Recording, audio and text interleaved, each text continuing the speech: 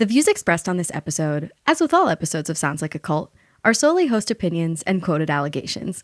The content here should not be taken as indisputable fact. This podcast is for entertainment purposes only.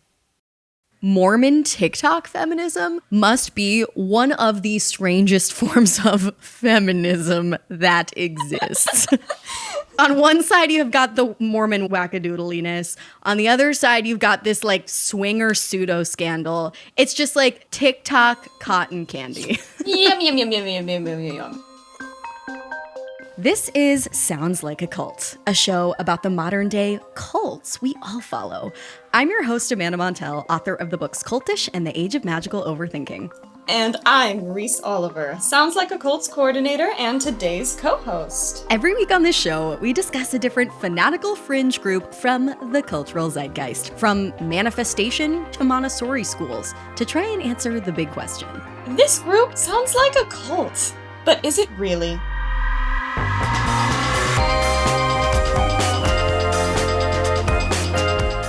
And if so, which of our cult categories does it fall into? A live your life, watch your back, or get the fuck out? After all, cultish influence can show up in so many unexpected cultural pockets these days, and not all of them are equally destructive. So true, Reese. Thank you, Amanda. I've been watching the actual live television news lately. Oh no, it's so addicting. It's like the telejournalist's dialect. It's such an earworm and it's so bizarre. Today we are discussing the cult of Mormon Momtok. It is a Yes. It's like the transatlantic accent of today. It's just artificial media voice, and I love it. I know. And I've been doing it to Casey. I'll like wake up in the morning and I'll be like, "Good morning, Casey. For breakfast, would you like eggs or toast?" Oh my God, me tradwifing. I don't actually make Casey breakfast, but I'll be like, "Do you want to make your me options?" Yeah, that more like it. I'll be like, "Tell me your options and I will see you in 5 minutes, Casey." Anyway, the point of this show you're listening to currently, Sounds Like a Cult, is to unpack different culty corners of society in a lighthearted tone, okay, to try and figure out if they're relatively harmless, albeit culty, or more sinister than that. And today we are buzzing with delight and cognitive dissonance to discuss one of the most curious culty niches in Sounds Like a Cult history, a bizarre intersection of Mormonism and social media that could really only exist in 2024. Yes, folks, today we are frothing at the mouth to discuss the cult of Mormon Momtok, or #Momtok. The discussion of Momtok is a discussion that comes on the heels of the new Secret Lives of Mormon Wives show that recently premiered on Hulu, and we would like to make it very clear right from the jump that this episode is by no means Hulu sponsored. We are not sponsored by Hulu. We did get invited to go to the wackiest premiere event you could ever imagine for this show that we will roast shortly. I might need to bust out my denim jacket. Oh my God, same. And actually the main thing I want to tell you today is that I still have tinsel in my hair. It is indestructible. Immediately upon arrival, Amanda was peer pressured into tinseling her hair. I was whisked. It felt like when I was 19 and I got kidnapped by the Scientologists. Allegedly. We like walked in the door. We wanted to go to the goddamn cheese table. They were like, no you're getting tinsel in your hair. Do you want the Utah curl, the bubble braid, or the hair tinsel? Pick one. Yeah, no, it was so aggressive, but it was actually also so gentle, and that's how they get you. So we really got into it. If you have not understood a single word that we've uttered so far, don't worry. It's okay. We're going to hold you like a temple garment holds in a Mormon's junk, okay? Don't you worry. Don't worry at all. Not for a minute. Thank you to our sponsor, Squarespace. Start with a free trial at squarespace.com. It's where dreams become websites. Head to squarespace.com for a free trial. And when you're ready to launch, go to https://www.squarespace.com/cult to save 10% off your first purchase of a website or domain. If you're a fan of spicy movies, TV shows, or books, you have got to check out Dipsea. For listeners of the show, Dipsea is offering an extended 30-day free trial when you go to dipseastories.com/cult. That's 30 days of full access for free when you go to DIPSEA stories.com/cult. dipseastories.com/cult. This show is sponsored by BetterHelp. Rediscover your curiosity with BetterHelp. Visit betterhelp.com/cult today to get 15% off your first month. That's BetterHelp, HELP.com/cult. They say that robots are taking over the world, and when it comes to my litter robot, I am all for that. As a special offer to listeners of the show, go to stopscooping.com/SLAC and enter promo code SLAC to save an extra $50 on any litter robot bundle. That's an extra $50 off any litter robot bundle at stopscooping.com/SLAC and enter promo code SLAC at checkout. Stopscooping.com/SLAC and enter promo code SLAC. The Cult of Mormon Momtok. Let's get into it. What the fuck is it? Let's deliver some fast facts. Let's provide some much needed exposition. I myself would describe it as the cult of hype houses meets the cult of momfluencing meets the cult of purity culture meets the cult of Stanley Cups, all of which, of course, are underscored by the cult of Mormonism. Yes. So just to be absolutely clear, hashtag Momtok is a coalition of several 24 to 32, let's say, year old Mormon mommies who make TikToks together. Hashtag Momtok, a group created/originated by Mormon mommy TikToker creator, the infamous Taylor Frankie Paul. She currently sits at 4.1 million TikTok followers, by the way. According to the show, her co-creators of Momtok are Whitney Leavitt, who is, ooh, girl, she is your reality TV villain. She was having the time of her life at this event, by the way, and I loved to see her having the time of her life. Michaela Matthews and Macy Neely. There are some other characters here that are not present in the show that were very much present in the real-life hashtag Momtok cult, which I find really intriguing. But yes, apparently this group was created, Taylor claims, to reclaim some feminine agency in like an otherwise strict and patriarchal community, maybe? Or to redefine modern Mormonism on their own terms? Or to sit around in sweatpants and make cute little videos? The purpose is really unclear. Murky as a dirty soda filled with heavy cream. Murky as a coconut cream Dr. Pepper lime twist, whatever, but it's diet, so it's fine. Anyways, there is now a whole American Girl doll line of Mormon mommies that all make mommy content together.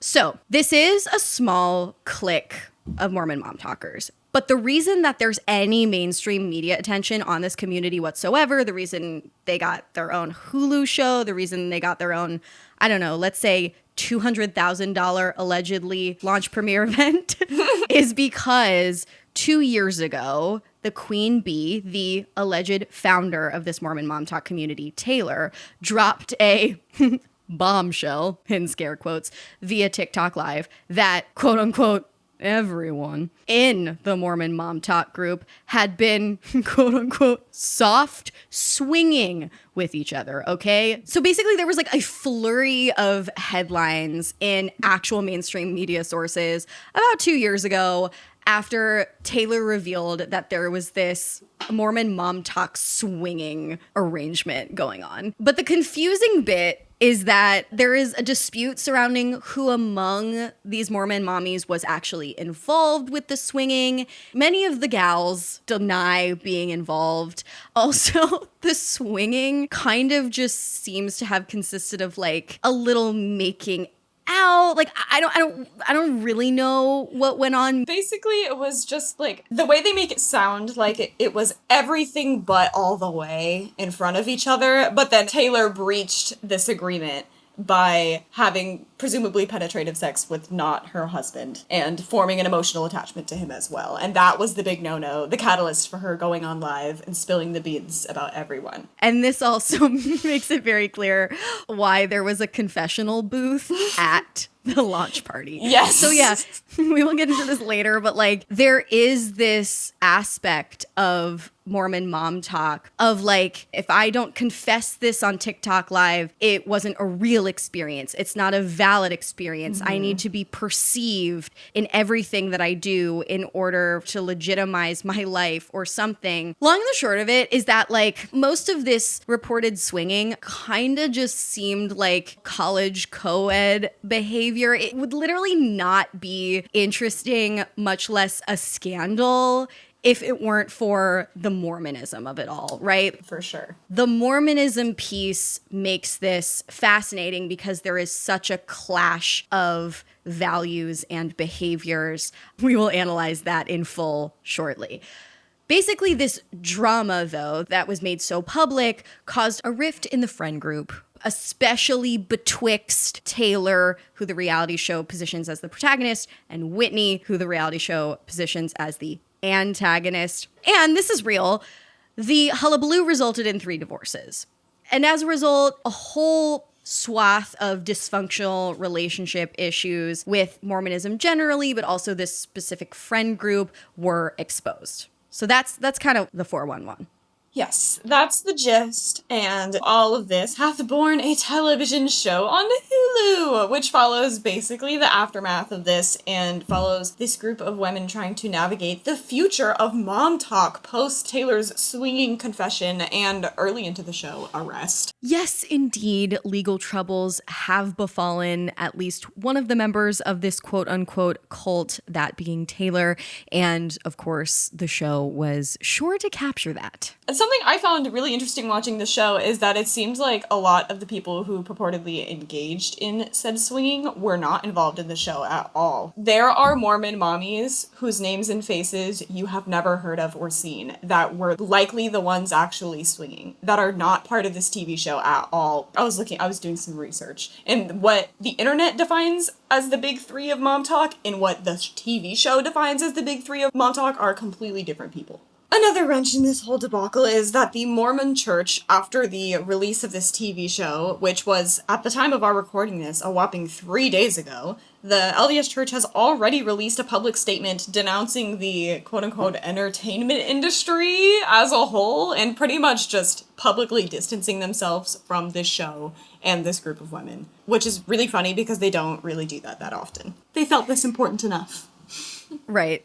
Yeah. Who the Mormon Church sort of like makes exceptions for and claims as their own and allows a little bit of slack towards is a whole fascinating separate discussion. But there are sort of unspoken levels of like how good of a Mormon you are. Like the term Jack Mormon is someone who's not totally excommunicated, but they don't really abide by the rules.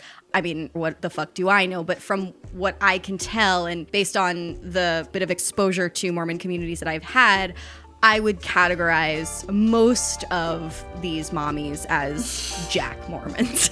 Most of them, but Demi would rate herself a 9 out of 10 on the Mormon scale. She'll have it be known. Okay, yeah, and have it be known, and...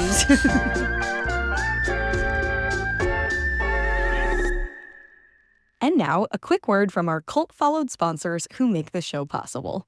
This podcast is sponsored by Squarespace. Squarespace is an all-in-one, best-in-class website platform for entrepreneurs, podcasters, artists, anyone who wants to stand out and succeed online. Whether you're just starting out a brand or managing a growing business, Squarespace makes it super easy to create a beautiful site, to engage with your audience, to sell merch. It's awesome. Sounds like a cult is a Squarespace website. Have you checked it out lately? It's got some beautiful photos on there. And what I love about Squarespace is that it is super easy to update. And that is in part because of its flexible website templates. So you get started with one of their professional website templates with designs for every category and use case. And then you can customize your look, update content. It's also possible to host a video collection and organize your video library with Squarespace websites. And you can even build an online store to sell products, whether they're physical, digital, or service products. Head to squarespace.com for a free trial. And when you're ready to launch, go to https://www.squarespace.com/cult to save 10% off your first purchase of a website or domain.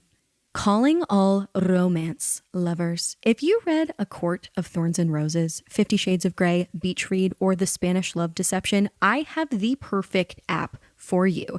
It is called Dipsy, an OG sponsor of Sounds Like a Cult. It is the female-founded app for spicy audiobooks and more, created by women for women. Dipsy contains over 1,000 spicy audiobooks, all crafted by a team of professional writers and top-tier narrators. So whether you're looking for a story about a rugged cowboy or the god of the underworld or like a fae, fairy, smutty situation, you'll find the characters you love on Dipsy. I would recommend Dipsy to anyone who wants to take their love of romance stories on the go with them. Put them in your ear holes when you're on a road trip, when you're on your way to work. It's your spicy little secret. Dipsy is so great. And for listeners of the show, Dipsy is offering an extended 30-day free trial when you go to dipsystories.com/cult. That's 30 days of full access for free when you go to DIPSEA stories.com/cult. dipsystories.com/cult.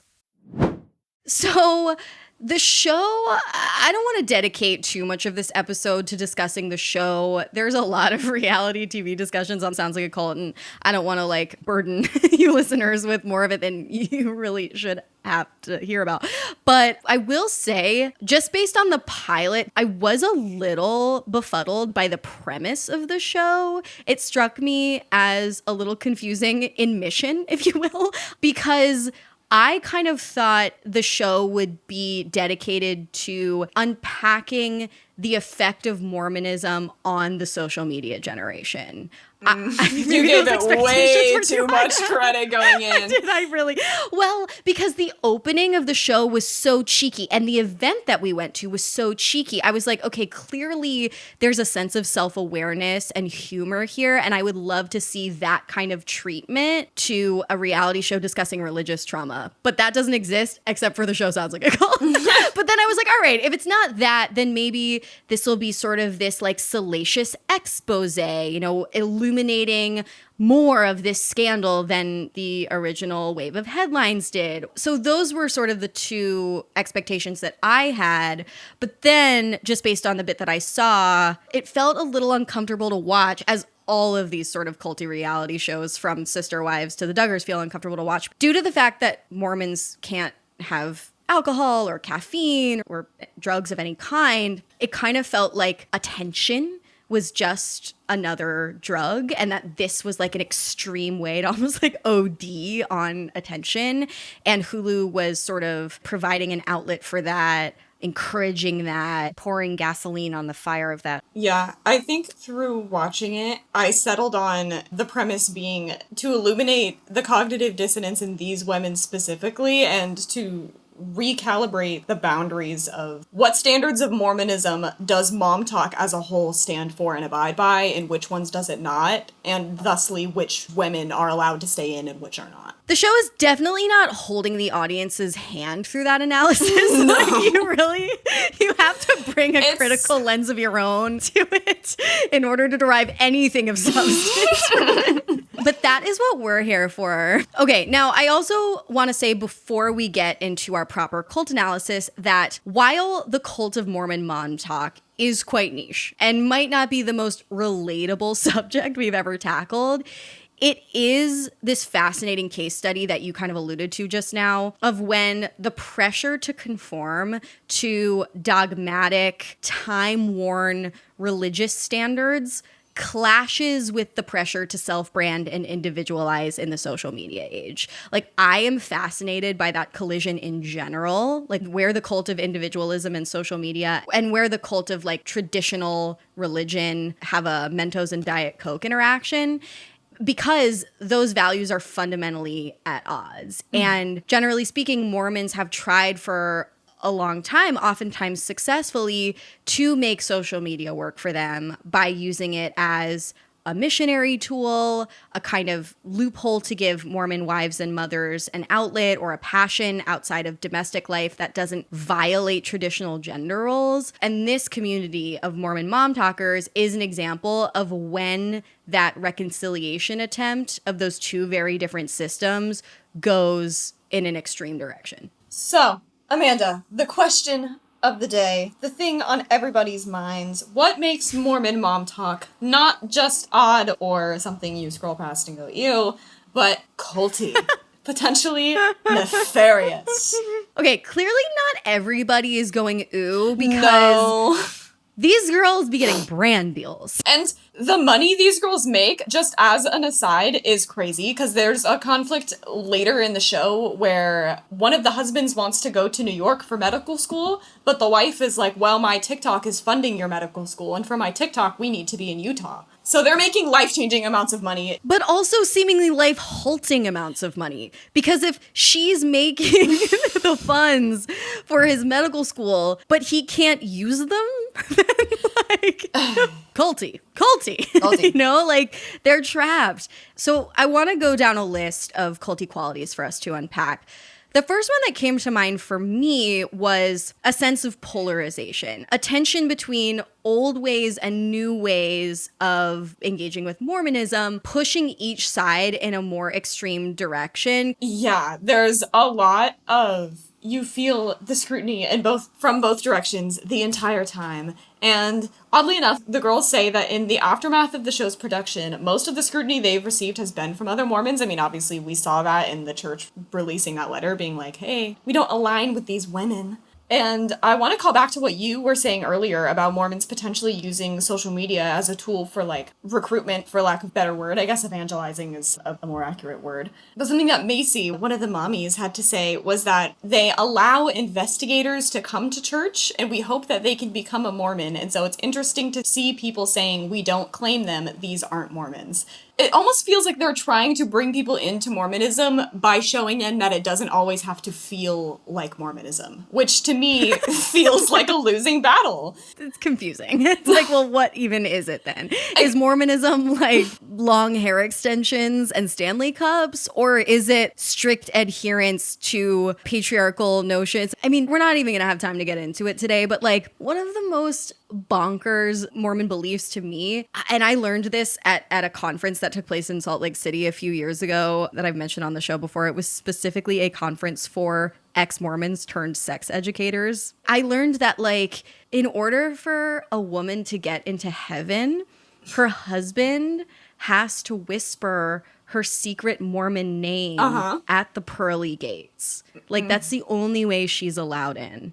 Or like the fact that being gay is acknowledged as real in Mormonism, you just can't act on it. So if you're a straight woman or a gay woman, you're just not perceived as having a sexuality whatsoever. No. You're allowed to be married to a gay man, and that's called a mixed orientation marriage, okay? So it's like, are you adhering to a religion that preaches these values, or are you just vibing in a general Mormon aesthetic way? That's kind of what it feels like it is that they're all in a group where it's like, we support each other through being Mormon mothers by having each other's backs when we break the rules of Mormonism. Like, all of it feels very hypocritical in the same way. One of the moments that really just icing on the cake to this for me is in one of the later episodes. One of the women is holding a party where she wants to destigmatize female genitalia, and everybody is painting their vaginas, and it's a lovely, glorious friendship moment. And then the host of this party reveals that the whole purpose of this Celebrate Your Vagina girly event hangout was that she was revealing her labiaplasty. Right. And like, we're obviously bringing quite the satirical tone to this discussion. We're roasting. In truth, I, of course, have a lot of sincere empathy for folks who grew up in cultish religious communities and want more. But it just must be said that Mormon TikTok feminism must be one of the strangest forms of feminism that exists. Okay, wait. Speaking of getting really distracted by the aesthetic of Mormonism, and mistaking that as Mormonism, we have to talk about the culty quality of conformism. An alliterative feast. So when it comes to the uniform of social media Mormonism, the one thing they do strictly adhere to is this very sort of trendy blonde, lip fillered, eyelash extended, Utah curl, algorithm generated look. Reese and I were guffawing because before we went to the event, we got one of those packets that's supposed to help you recognize the cast members. Like when we got to the event, like this is how you would know who was who.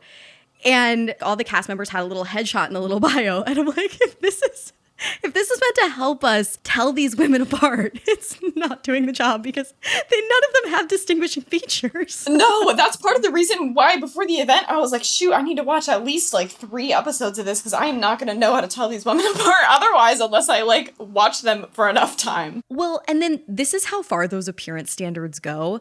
I mean, who knows whose choice this was, but like when we arrived at the event, you knew generally who the cast members were because they were all wearing red. the exact same shade of red. Yes, and they looked gorgeous. Let me be clear. I loved it. I appreciated it. I respect the glam. But this goes back to this quality that not only Mormons, but so many folks, in particular women who grew up in sort of dogmatic religious bubbles tend to display is that like so many of the emotional and just plain practical tools that those who grow up in secular society and are fortunate to come to learn from their parents and their communities are lacking so often in rigid religious communities. And so to see a 30-year-old woman doing like, you know, a saucy TikTok dance in front of a lens while drinking a dirty soda because she's not allowed to have alcohol, all the while knowing that she did not receive a substantive sexual health education.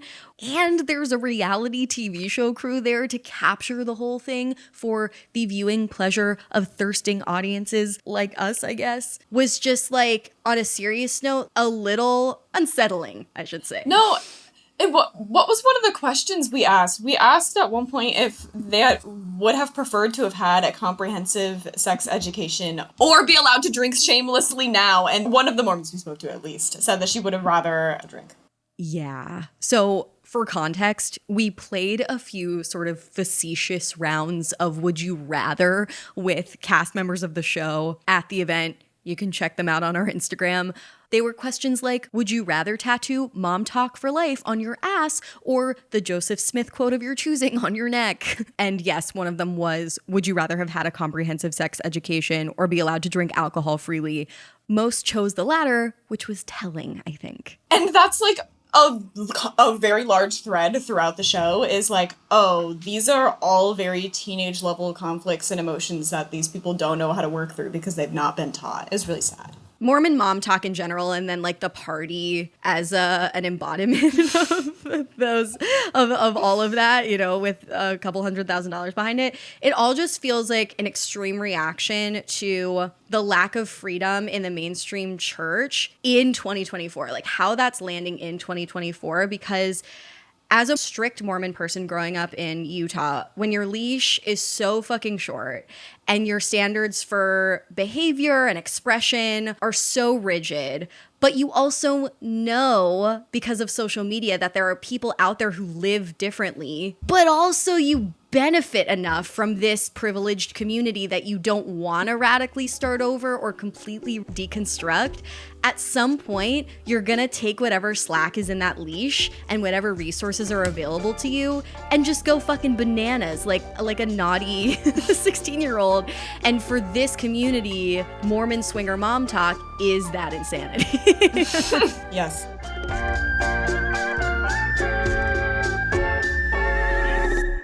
This show is sponsored by BetterHelp.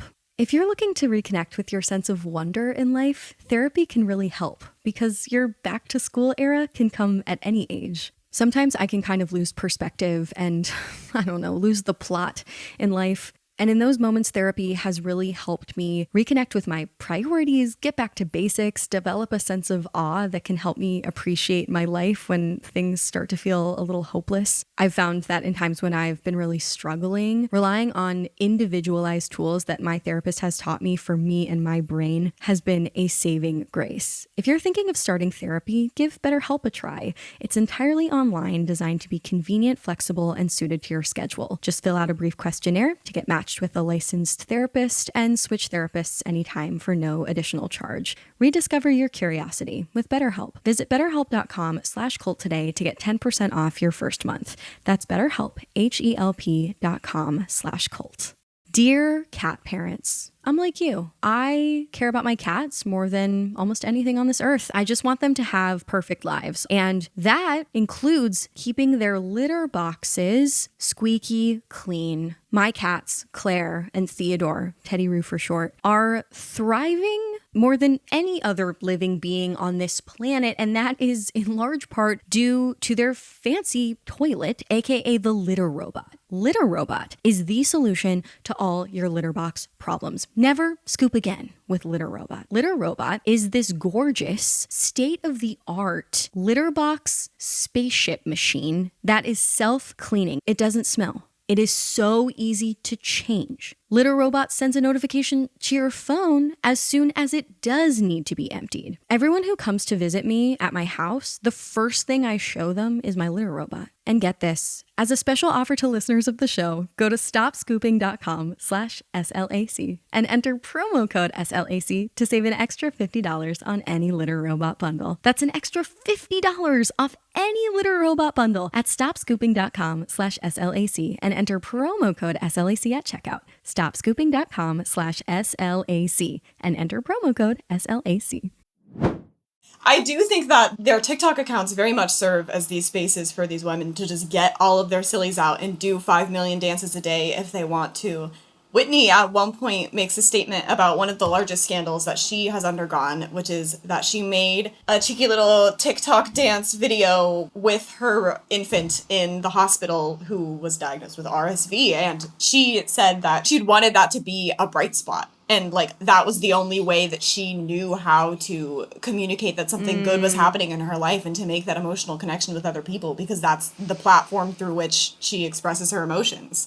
I will say as a disclaimer that Demi claims that later her and Whitney got a mental health ketamine infusion treatment together. And during that time, Whitney revealed to her that she had made the TikTok for clout. Oh my God, when you texted me about Demi earlier today, I thought you meant Demi Lovato. Demi. It's not Demi. It's not Demi. It's Demi. I was like, of course Demi Lovato is getting ketamine infusion treatments with the cast of Secret Lives of Mormon Wives. That makes perfect sense. No, Demi is that's like her thing on her little fact. She's an informant for ketamine treatment for like depression and mental health issues. She's a very large advocate for it. Okay, slay. No alcohol, but the ketamine treatments are cool. I mean, the arbitrariness, like, it's enough to make you go insane. And this is the classic quality of cults, is that, like, the rules change all the time. The rules do not make sense. You just have to trust in the leaders to know what's best. Yes, you just have to trust, and you just have to conform. And, a lot of these standards that these women are conforming to, especially the phenotypical ones, the Utah girls and whatnot, are all very Eurocentric, which is interesting. Mm-hmm. Anything surrounding that notion is kind of very lightly glossed over in the show. Like, Layla is the only black member of the ensemble, and she mentions it pretty briefly and essentially says that she tries not to let racism get her down, and she tries to ignore it, and then moves on from it. And I wish that they had touched on that more, and I wish that the show had investigated it more, but I do think it's really reflective of the fact that this community and this group of women don't really have these discussions with each other. Because at the end of the day, they're friends for content. Another moment in the show that really highlighted the disparity is Jen Affleck, the only one whom they consistently refer to by first and last name because her last name is Affleck. But she says that her mom is a cleaning lady in the same hospital where her husband's father is a heart surgeon. And knowing what we now know about their marriage, that's 50 types of infuriating. So Jen Affleck, who is married to Zach Affleck, second cousin, I want to say, of Ben Affleck, allegedly. Their marriage is a large hot topic throughout the show because Jen is largely regarded as being the most Mormon one in the group, the one that abides the most by the Mormon rules, and the other women in this group definitely like to give her shit for that. But there is a moment in the show where they all go to Vegas for Layla's birthday, and Jesse surprises them with a trip to Chippendales, and they go backstage to oil up the dancers before they go on stage. Jen is, like, really uncomfortable with this and tells her husband what's happening. Her husband, who is gambling with money that Jen has given him, essentially becomes irate, forces her to get an Uber at 2 a.m. to leave this event, and it's a whole thing. Essentially, their relationship is really controlling and unhealthy, and to see her say that her mom is a cleaning lady in the same hospital where her husband's dad is a heart surgeon, it feels like Jen is smiling through a lot of different forms of oppression from a lot of different angles, and it's really sad to see that a lot of them are kind of glossed over in the same way. Yeah, it kind of seems like Mormonism can't function without toxic positivity, but you can't be a healthy person in healthy relationships if you don't even have the vocabulary, much less the permission to discuss your pain, Yes. you know? Exactly. Okay. Moving down the line of culty characteristics we simply must unpack. We got to talk about the us versus them dynamics that emerge from this clash of social media standards and Mormonism standards. There is just so many different types of putting people into boxes going on. There's so much shame happening. The girlies are being judged for drinking. The girlies are being judged for not drinking. The girlies are being judged for being too Mormon or for not being Mormon enough or for just different things that they've done to each other and who's invited to this and who's invited to that. It's a lot of shame. There is also a lot of power play. I think there's a lot of trepidatious waters nowadays when it comes to the ownership of trends and social media concepts and all of these just like loose, we're all participating in these behaviors, so who's to say where this falls back to anthropologically, like who created this? It seems as though Taylor and Whitney, in large part, feel like the other girls owe them for creating Momtok or have some kind of obligation to maintaining those friendships because of the success of Momtok as a group. But because of the standards that arise within Mormonism and the interfighting in terms of Mormon standards, it's a lot of like, well, we don't feel like we owe you anything. So every episode, it almost feels as though there is a different Mormon conflict or social media conflict, and based on whichever of those variables is not currently the one in play, the people will align themselves on either side of an issue. And that is a majority of the show. They even group themselves into saints and sinners, and it's like a joking little thing throughout the majority of the show. But that's really what it is, and that's what it feels like it is on TikTok as well. Yeah. God, just the like moral whiplash they're experiencing at all times. How can you grow? Like, how can you lead any semblance of an authentic life when you're being pulled into such opposite directions at all time, and like negotiating for power through those things sounds unpleasant. So this leads me to want to discuss the general social media context by which Mormon Momtok is backdropped, and that has to do with tradwiffism. Tradwiffism. I like pronouncing it that way.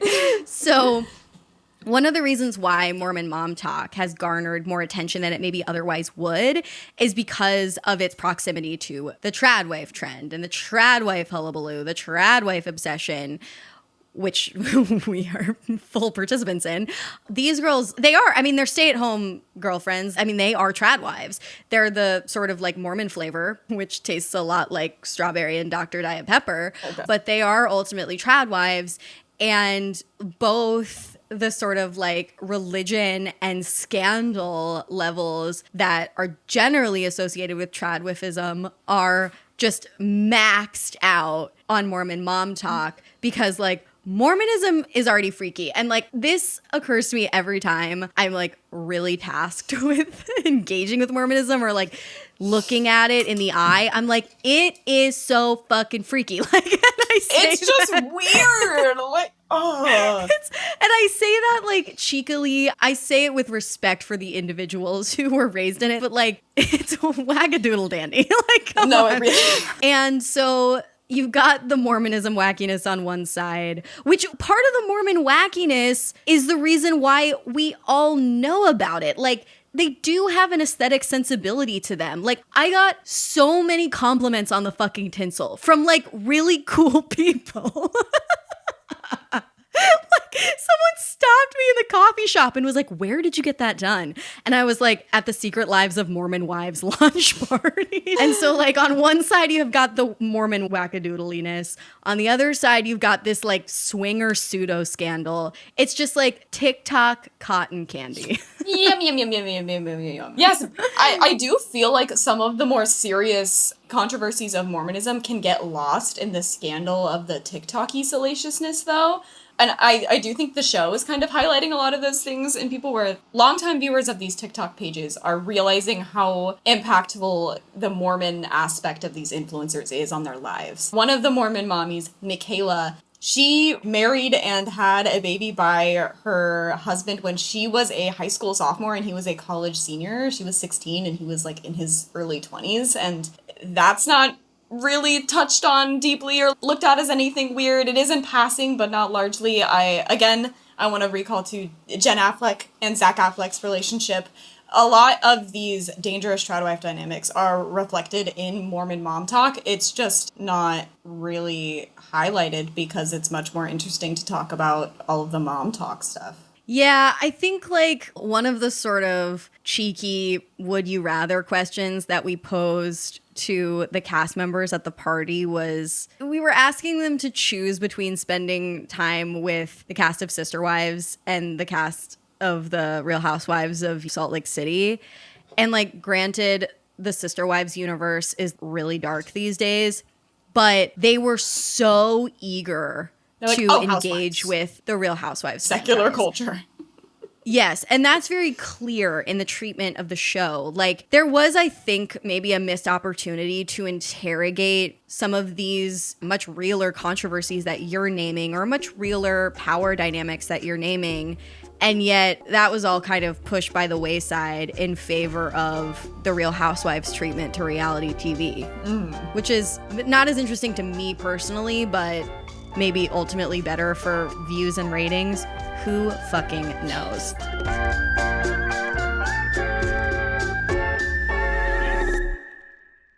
Alrighty, our next culty category of influence is the cult of content creation, which is kind of what I was just touching on. Some behaviors that are present in this cult of content creation are all of just kind of the friendships these women have with each other anyway.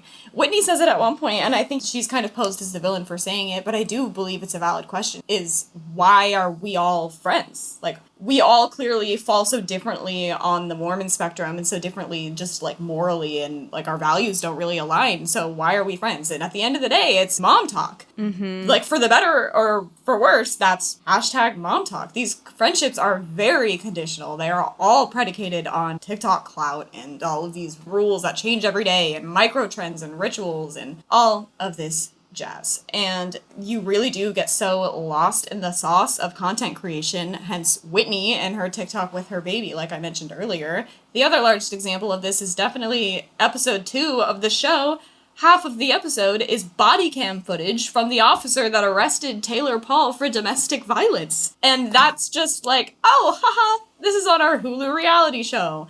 That was a really odd moment for me personally to see. Yeah, it is such a sort of disconcerting, extreme example of everything is content. It's like, this is a person going through something so harrowing. I mean, my partner, Casey, was kind of like watching the show out of one eye on the other side of the room. And he was like, what the fuck is going on? Like, this looks like alcoholism. This looks like rock bottom. Like, this looks like someone in need of help. I mean, I guess this is just like the exploitative nature of reality TV in general, because like, you're watching someone go through something that like a cult pushed them into. Yeah. And that no one should have to go through. Okay, before we get into our verdict, I just have to take a special moment to talk about some of my favorite sound bites from Mom Talk discourse and the show, because the culty language is off the charts and I live for it. And I swear to God, I would tattoo one of these sayings on my ass. So the culture clash of like social media and Mormonism was obvious nowhere more than the language that these mom talkers were using. I love the Utah accent. It's so subtle but unique. Like, they would pronounce the word healing, hilling. Yeah. Like, it's so simple. I like listening to it. I find it fascinating. It must be a product of the geography. Salt Lake City is basically in a bowl surrounded by mountains. And so they've got their own little bowl dialect. But the pronunciation is not even what I'm talking about. I want to highlight some phrases in the show that I feel like really represent the cognitive dissonance that is so present in this cult. At one point, someone says something along the lines of like, oh my God, I don't want to be like excommunicated. And it's just this like modern day sort of like Valley girl speak juxtaposed with sort of like all of the brimstone and hellfire language jargon. of the Book of Mormon. Just It's jargon. just like, Whoa. Someone described social media as the biggest blessing in their life, as if like God bequeathed them with TikTok. I don't know if someone said this or if this was just the vibe, but like there's a whole scene about, whether or not to do a vibrator sponsored ad. And so there's this discussion of like whether or not to spread the good word about vibrators. And then of course there is that TikTok sound effect that really stuck and became like the tagline, the mantra, the proverb of the show, which was, "Please, Lord, make me the biggest star the world has ever known." Please, Lord, make me the biggest star the world has ever known, so that I may get far away from this place. And that marriage of fame pursuit and godly pursuit is just something I'll never not be fascinated with. It's intriguing. So I have to ask you, Reese, why do you think the Cult of Mormon Momtok is worthy of discussion, not just to like ogle members of this specific niche, but to like almost convey a public service announcement? Like, why is this worth talking about? I think this is worth talking about because content creation has reached a really interesting place where the content you release is not just about the content itself, but a lot of it is rooted in the psychology of the viewer. And that's considered a lot more in the production of content before it's made. So we have things like rage bait, like content solely engineered to anger people. Content is not just for enjoyment and education anymore. There's like a lot of different motives at play. And I think people are really confused about the motives of Momtok because these women seem really confused about the motives of Mormonism and about the motives of social media. So it all just becomes this big question of what are you getting at? And nobody really knows. But we're the people whom the content is being made for. So I think we feel an entitlement to that knowledge. Yeah. And it's weird too because I'm not on TikTok, which feels really good. But from what I've heard, you're served content algorithmically. So unless you're going way out of your way to block every last Mormon mom talker, if you're in our corner of the internet, these women may very well show up on your For You page. So it's not as easy as posing the question of like, is it ethical to continue watching, say, 19 Kids and Counting if you believe that these cast members are being exploited? Mm-hmm. It's TikTok. So like, you don't have a choice. The TikTok in itself is culty because you don't have a choice about what you're being served. No. You don't have a choice about who's influencing you. It's just being served to you based on a machine making predictions about what you want to see. What's a more and more and more extreme version of what you already want to see? And I think this is an embodiment of that. It's like, how do we ethically consume TikTok content? Is that even a worthwhile question to ask? Should we buy Macy's prenatal gummies or not? It's tough. It's tough. Yeah. The nature and motives of content creation are becoming increasingly confusing and opaque and weird and corrupted, which is why I don't like it when people call this podcast content. I don't like it when people call my writing content. No, because it feels so like manufactured and capitalism brained. I don't like it. Yeah. And I guess this conversation is illuminating why. It's because like, I guess nowadays there's this undertone that content isn't art, but is this podcast art? Well, it's like content is made for the sake of being consumed and not because it has something to say. Yes. And we're out here making the show no matter what anyone says. Ain't that the truth? And with that, I want to ask you, Reese, the ultimate, sounds like a cult question. Out of our 3 cult categories, live your life, watch your back, and get the fuck out. Which cult category do you think the Cult of Mormon Momtok falls into? I think the Cult of Mormon Momtok, I think it's a watch your back. Elaborate, please. I think it's a watch your back because as a viewer, it's really harmless, but I think there are real life consequences for these women. Like staying in marriages you don't want to be in so you can fund your husband's medical school with your TikToks. I think it's tough because the other thing that makes this culty is that it is a reaction to Mormonism. It is. And you can't knock the motives. I mean, we're discussing like that the motives are really hazy. But one motive I think we can agree on is that like they needed an outlet. Mormonism is so imprisoning for women a lot of the time. And this was like something to do to break out of that within the confines of what was allowed in theory.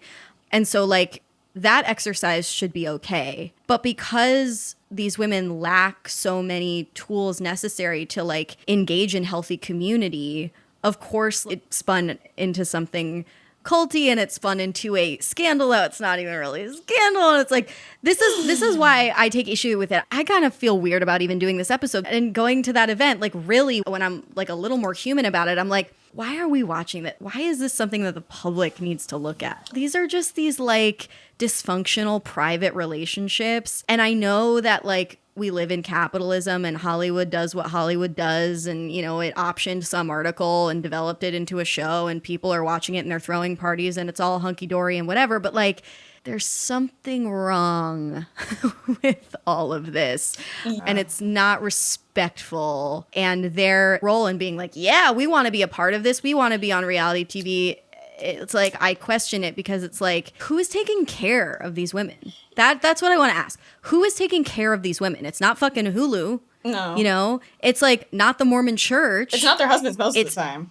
A lot of the times it's not their husbands. It's not their followers. And it's not each other. It's supposed to be each other and it's not. So I guess that is like the best way of putting it is like, I feel weird because I don't know who's taking care of them. Valid. And thus your verdict? I guess it's a watch your back against a scrim of get the fuck out. That's kind of how, like, I feel like there are aspects of it that fall into all three categories, which makes it really difficult. Yeah. All right. Well, you know, uncertainty is okay. Yeah. Even on Sounds Like a Cult. Gonna drink a dirty soda and go get some hair tinsel in the Celestial Kingdom and forget about it. Yeah, exactly. Well, Reese, wow. I feel grateful and #blessed to have gotten to record this episode with you. That is our show. Thank you so much for listening. Stick around for a new cult next week. But in the meantime, stay culty. But not too culty.